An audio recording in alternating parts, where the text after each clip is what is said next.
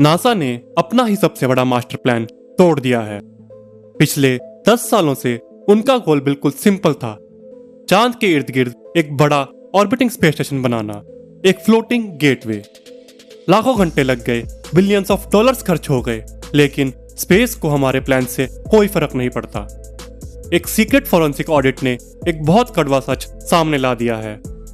वो space station fail हो रहा है और स्पेस एजेंसी अब अपना पूरा पैसा, अपना पूरा फोकस सीधे चांद की मिट्टी पर शिफ्ट कर रही है।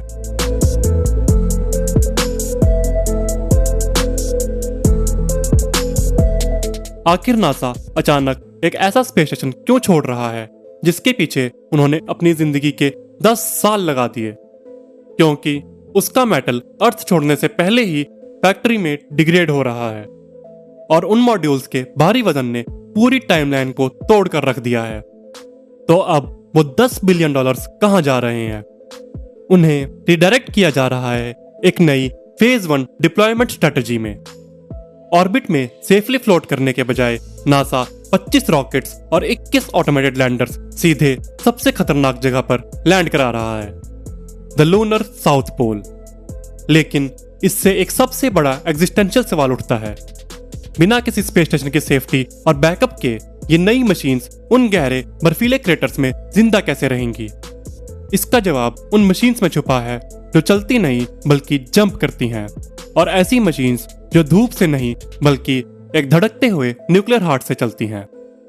ये स्टेक्स कितने हाई हैं इसको समझने के लिए हमने सिर्फ प्रेस रिलीज नहीं पढ़ी, हमने इंजीनियरिंग रिव्यूज को एनालाइज किया, जीरो एटमॉस्फेयर में जंपिंग के टेक्निकल सिमुलेशन को समझा और शैडोड क्रेटर्स में न्यूक्लियर सर्वाइवल के पूरे डेटा को वैलिडेट किया।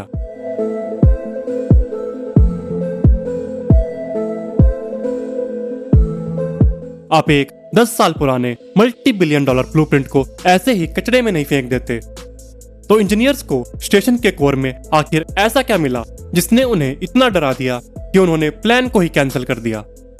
इस बदलाव की एब्सोल्यूट ग्रेविटी को समझने के लिए हमें उस फॉरेंसिक इंजीनियरिंग रिव्यू को देखना होगा। नासा एग्जीक्यूटिव्स ने गेटवे की प्रोडक्शन लाइन का एक डीप डाइव ऑर्डर किया था और जो उन्हें मिला वो एक कभी ना खत्म होने वाला डिजास्टर था।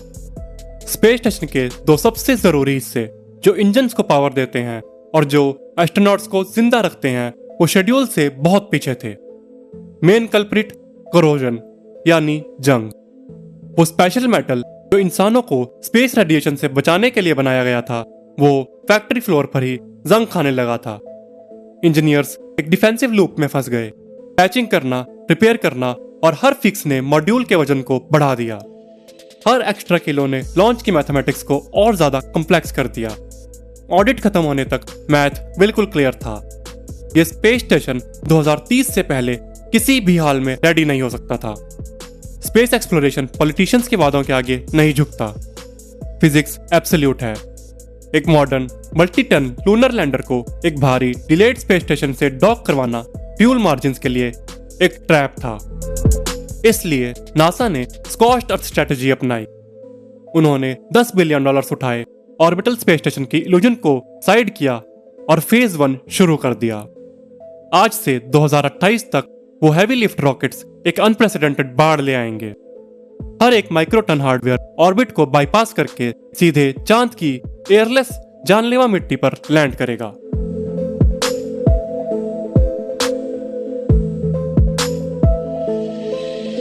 लेकिन अगर आप स्पेस स्टेशन की सेफ्टी को छोड़ रहे हैं तो सरफेस पर उतरने वाली हर मशीन को पूरी तरह से आत्मनिर्भर होना होगा। और जो पहला स्काउट वो भेज रहे हैं वो सीधे एक ज्योमेट्रिक ट्रैप में जा रहा है। मिलिए वाइपर से, वॉलेटाइल्स इन्वेस्टिगेटिंग पोलर एक्सप्लोरेशन रोवर। ये कोई आम रोवर नहीं है जो चांद के धूप वाले मैदानों पर मजे से चले। वाइपर एक 450 किलोग्राम का रोबोटिक प्रोस्पेक्टर है। इसका पूरा मिशन है साउथ पोल के घने अंधेरे में रहने वाले क्रेटर्स में घुसकर जमी हुई बर्फ ढूंढना। इसमें 3 अलग केमिकल सेंसर्स हैं और एक मैसिव मैकेनिकल ड्रिल है जो सख्त जमी हुई मिट्टी को पेनिट्रेट कर सकती है। पानी ही सबसे बड़ा इनाम है। अगर पानी मिल गया तो आप उससे ब्रीदेबल ऑक्सीजन और रॉकेट फ्यूल दोनों बना सकते हैं। लेकिन वाइपर की डिजाइन में एक फैटल फ्लॉ है। इसके पास पहिए हैं। लूनर साउथ पोल नुकीले पत्थरों खड़ी चट्टानों और धूल के गहरे गड्ढों का एक नाइटमेयर है। जब जमीन पर ऐसी रुकावटें आती हैं तो एक पहिए वाला रोवर फंस जाता है। एक गलत कैलकुलेशन, एक फंसा हुआ पहिया और $1 बिलियन मिशन वहीं दम तोड़ देगा। वाइपर को लगातार रिकैलकुलेट करना पड़ता है, रुकावटों के आसपास घूमना पड़ता है और अपना कीमती वक्त वेस्ट करना पड़ता है। ये एक स्लो मशीन है और नासा के पास वक्त बिल्कुल नहीं है। नासा को तुरंत समझ आ गया कि अगर उन्हें 2028 की डेडलाइन से पहले चांद के सबसे खतरनाक टेरेन का नक्शा बनाना है तो वो किसी ऐसी मशीन पर डिपेंड नहीं कर सकते जो ड्राइव करती हो। उन्हें एक ऐसी मशीन चाहिए थी जो जमीन को पूरी तरह इग्नोर कर दे।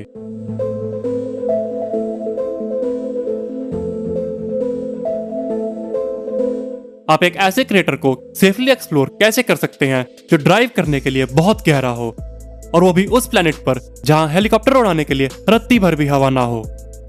यहां नासा एक बिल्कुल नई क्लास की मशीन इंट्रोड्यूस करता है, द मूनफॉल ड्रोन्स। क्योंकि चांद पर कोई एटमॉस्फेयर नहीं है, विंग्स और प्रोपेलर्स बेकार हैं। आप उड़ नहीं सकते, लेकिन आप जंप जरूर कर सकते हैं। ये ड्रोन्स पहियों को पूरी तरह रिजेक्ट करते हैं और एक इंडिपेंडेंट प्रोपल्सिव हॉपिंग आर्किटेक्चर को यूज करते हैं। इमेजिन कीजिए एक रोबोटिक प्रोब।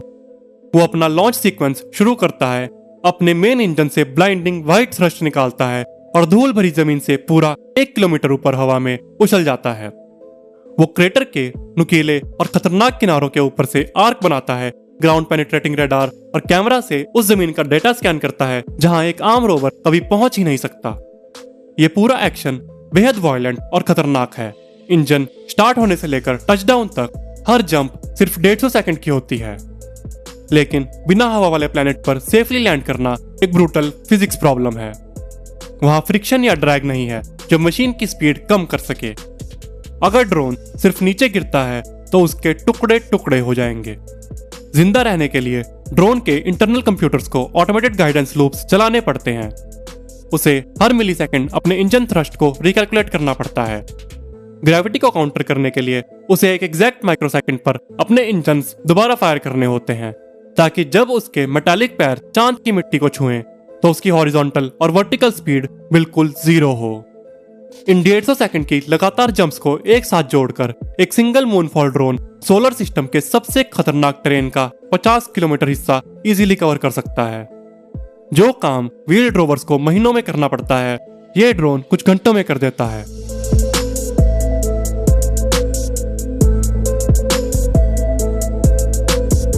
क्रेटर के ऊपर से जंप करना खराब टेरेन का प्रॉब्लम तो सॉल्व कर देता है, लेकिन अंधेरे में छुपे उस मॉन्स्टर का क्या? जब सूरज सच में ढल जाता है तो इन एडवांस्ड मशीन्स का क्या होता है? इस $10 बिलियन स्क्रैम्बल में उतारी गई हर एक ऑटोमेटेड मशीन के सामने एक सबसे बड़ा जानलेवा खतरा है, द लूनर नाइट। चांद पे एक रात अर्थ के लगभग 14 दिनों के बराबर होती है, यानी 300 घंटे का लगातार जमा देने वाला एंडलेस अंधेरा। बिना सूरज की रोशनी के टेम्परेचर इतना तेजी से और इतना डीप गिरता है कि मेटल्स अपनी फिजिकल प्रॉपर्टी खो देते हैं। स्टैंडर्ड लिथियम आयन बैटरीज जमकर पत्थर बन जाती हैं, सर्किट बोर्ड्स ठंड से टूट जाते हैं। अगर रोवर सिर्फ सोलर पैनल्स पर जिंदा है तो लूनर नाइट उसका डेथ सेंटेंस है। इस रुकावट को हमेशा के लिए तोड़ने के लिए नासा को अपने पावर ग्रिड्स ओवरहॉल करने पड़े। वो सरफेस पर भेज रहे हैं RHUs को, यानी रेडियो आइसोटोप हीटर यूनिट्स। हमें इसका असली मतलब समझना होगा। एक RHU न्यूक्लियर मटेरियल का एक छोटा सा पैलेट होता है।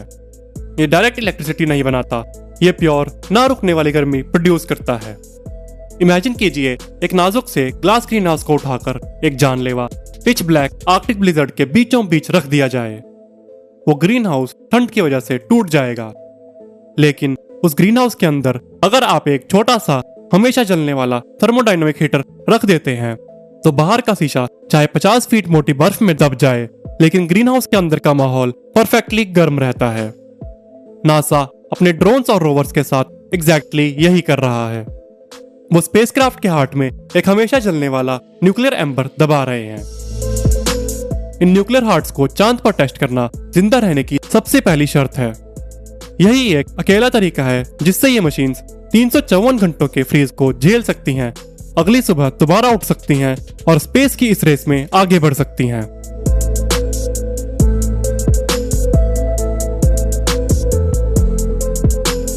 हम एक ऐसे मोड़ पर खड़े हैं जहां से कोई रिटर्न नहीं है। एक ऑर्बिटिंग स्पेस स्टेशन से अपना पूरा फोकस जमीन पर शिफ्ट करने से ग्लोबल लैंडस्केप पूरी तरह हिल गया है। 2028 तक जंपिंग ड्रोन्स, न्यूक्लियर रोवर्स और ऑटोमेटेड लैंडर्स का ये पूरा नेटवर्क एक नई दुनिया बनाएगा, लूना नेट। एक मैसिव डेटा सिस्टम जो धरती और चांद के बीच 500 Mbps की स्पीड से लगातार डेटा भेजेगा। यह सिस्टम साउथ पोल को एक शांत अंधेरे क्रेटर से एक हाईली कनेक्टेड इंडस्ट्रियल हाईवे में बदल देगा। और असली गेम यही है।